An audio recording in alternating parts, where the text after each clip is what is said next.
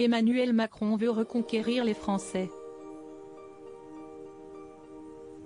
Mais la tâche s'annonce plus difficile que ce qu'anticipait son camp, mobilisé pour redorer l'image du président de la République.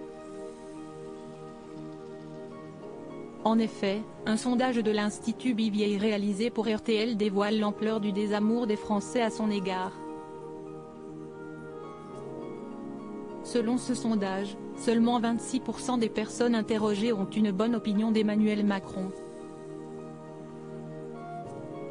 A l'inverse, ils sont 73% à avoir une mauvaise opinion du chef de l'État, 32% ont une opinion plutôt mauvaise et 41% une très mauvaise opinion. Côté qualificatif, le constat est rude pour Emmanuel Macron.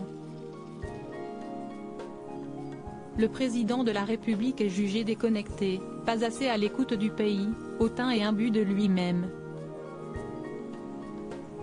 Seulement 36% des personnes interrogées dans ce sondage estiment que le chef de l'État a encore une stature présidentielle.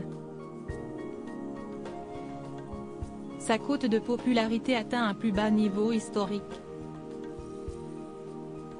Emmanuel Macron marqué par l'exercice du pouvoir, son évolution physique depuis 2017 réforme des retraites, les Français ne lâchent pas en effet, avec seulement 26% de bonnes opinions, le président de la République est à son plus bas niveau depuis son élection en 2017. Un plus bas niveau déjà atteint une première fois en octobre 2018, au plus fort de la crise des Gilets jaunes.